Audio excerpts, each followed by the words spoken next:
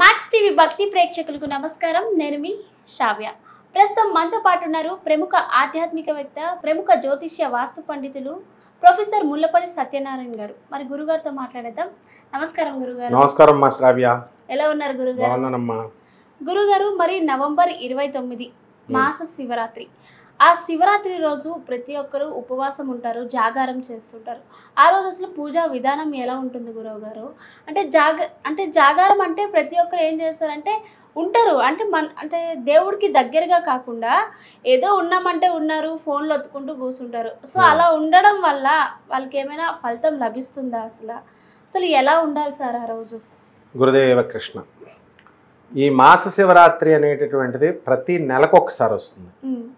మహాశివరాత్రి అనేది సంవత్సరంలో ఒక్కసారే వస్తుంది. అది కూడా మాస శివరాత్రే, కానీ దాన్ని మహాశివరాత్రిగా మనం చెప్పుకుంటాం. అలాగే ఈ యొక్క కార్తీక మాసంలో వచ్చేటటువంటి మాస శివరాత్రికి చాలా విశిష్టత ఉంటుంది.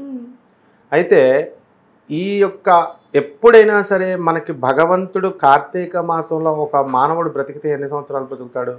ఒక 80 సంవత్సరాలు బ్రతుకుతాడు అనుకుందాం యావరేజ్గా. అంటే పూజలు ప్రారంభించిన తర్వాత ఒక్కొక్క మనిషికి ఒక 10 సార్లు, ఒక 15 సార్లు మాత్రమే ఛాన్స్ వస్తుంది. ఈ మాస శివరాత్రి కార్తీక మాసంలో చేసే ఛాన్స్. అంటే బాల్యంలో గడిపేస్తాం కొంతకాలం, వార్ధక్యం వచ్చిన తర్వాత 60 దాటిన తర్వాత కూర్చొని పూజ చేయడానికి కుదరదు.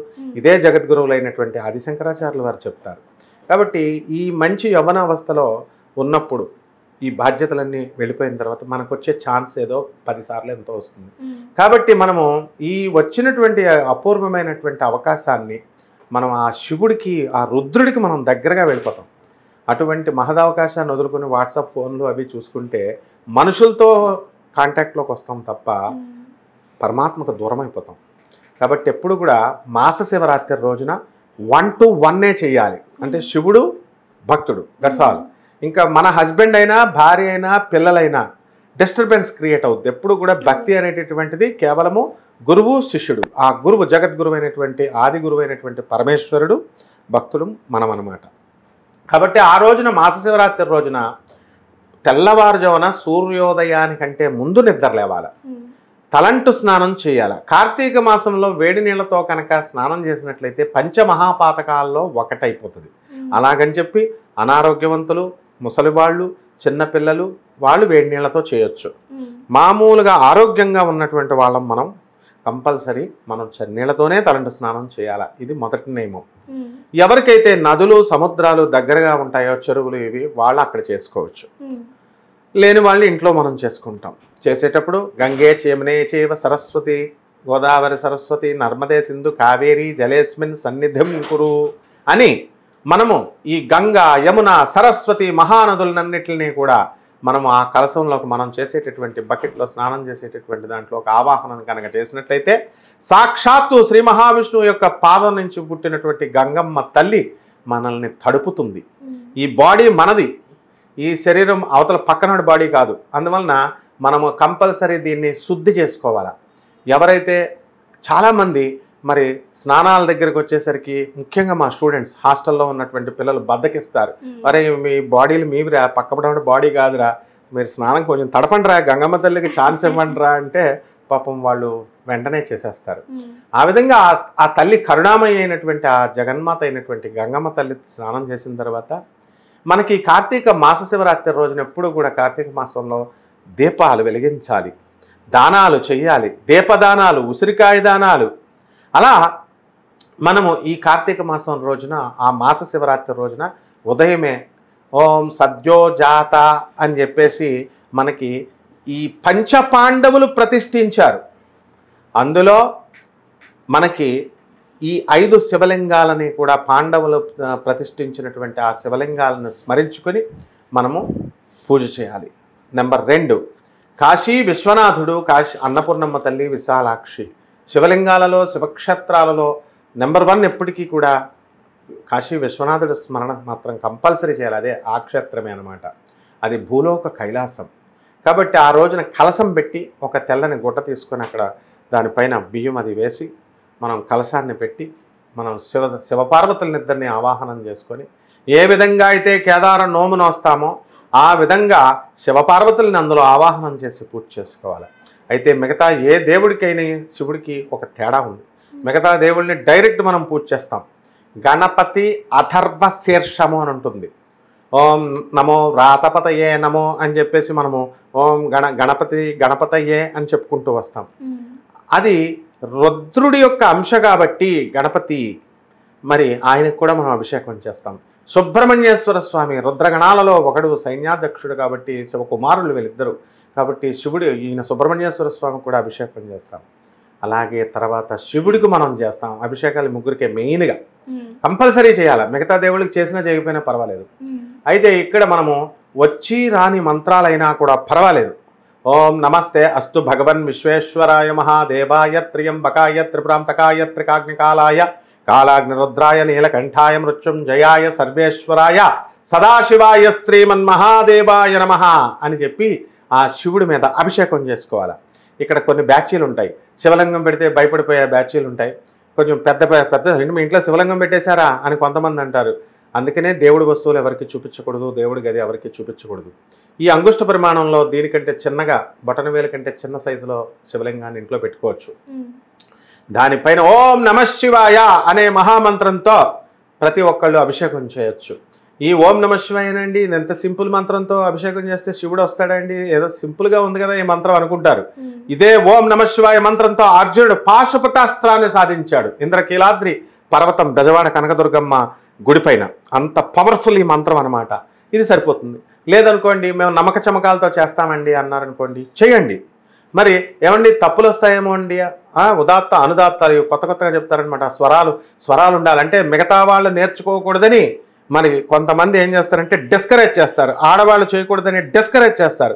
నార్త్ ఇండియన్స్లో అది ఉండదన్నమాట. నార్త్ ఇండియన్ అమ్మాయిలను కనుక నువ్వు చూస్తే వాళ్ళు అక్కడ నదిలో స్నానం చేసేస్తారు, కలశం పట్టుకొస్తారు, ఇలా చక్కగా వేసుకొని ఓం నమః శివాయ అని వేసేస్తారు. ఆ విధంగా ఈ తర్వాత వాళ్ళే పెర్ఫెక్ట్ అవుతారు. చేయగా ఇప్పుడు యూట్యూబ్లు ఉన్నాయి, చక్కగా చూసుకొని ఆ స్వరాన్ని వాళ్ళతో కంటిన్యూ చేసుకోవచ్చు. ఈ విధంగా శివుడికి అభిషేకం అయిపోయిన తర్వాత బొట్టు పెడతాం, పీఠం మీదకి ఎక్కిస్తాం. శివుడి యొక్క అష్టోత్తరం ఉన్నాయి. ఓం శివాయ నమః భవాయ నమః శివలింగాయ నమః మహాలింగాయ నమః. ఇది అది అని లేదు, సర్వస్వము శివుడే. కాబట్టి అది అయిపోయిన తర్వాత ధూప దీప నైవేద్యాలు. దీపం ఎలాగో వెలిగిస్తాం, నల్లబొత్త ఎర్రబొత్త దేవుడేపు ఉండాలా మనమేపు ఉండాలా అదొద్దు. తర్వాత అగరబత్తి ఒకటి వెలిగించాలా రెండు వెలిగించాలా ఇవేవద్దు.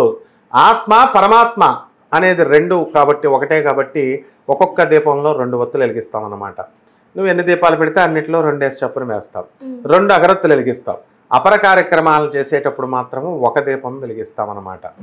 కాబట్టి ఆ పరమేశ్వరుడికి మనము నైవేద్యాలు, మళ్ళీ ఈ నైవేద్యాల్లో రకరకాల నైవేద్యాలు, ఈ యొక్క పాయసాన్నం ఇవి అవి అని చెప్పేసి మనకి దన్నాలు పెడతాం మనం.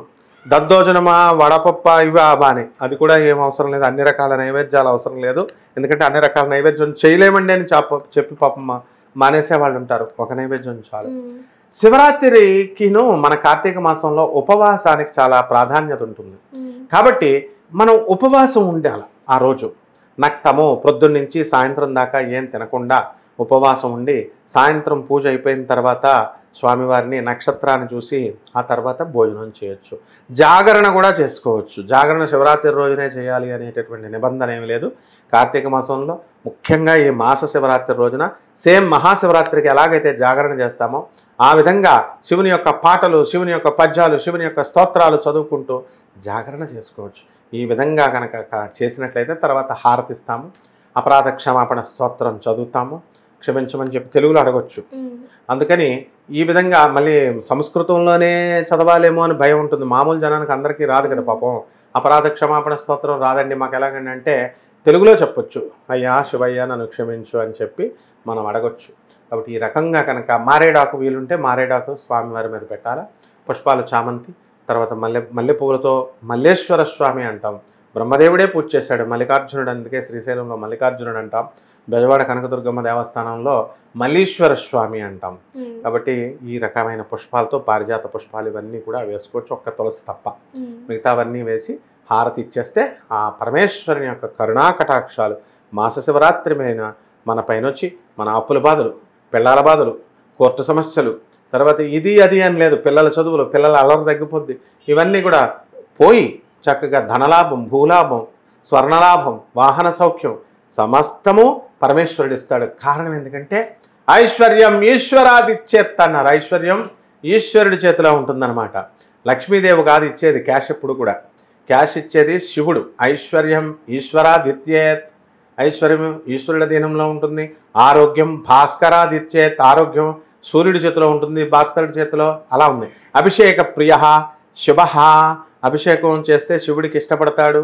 అలంకార ప్రియ విష్ణు, అలంకారం చేస్తే విష్ణు ఇదవుతాడు, సంతోషిస్తాడు. ఈ విధంగా ఈ యొక్క పరమేశ్వరుడిని తడిచిపోయి అక్కడ అభిషేకాలు నీళ్ళు వేస్తే అదంతా తడవుతుంది. కాబట్టి జాగ్రత్తగా మనం ఇతరులు పడిపోకుండా, వికలాంగులు ముసలివాళ్ళు వస్తారు కాబట్టి చిన్నపిల్లలు పడిపోకుండా కేవలం శివలింగం మీద వేసి వీలున్నంత వరకు ఆలయాన్ని తడపకుండా ఈ ఒక్క ఉపకారం కనుక భక్తులకి ఈ భక్తులు చేసి చూసుకుంటే ఆ శివుడి యొక్క కరుణా కటాక్షాలతో అన్నీ సమృద్ధిగా లభిస్తాయమ్మా. చాలా చక్కగా వివరించారు sir. Thank you so much. ధన్యవాదాలమ్మా.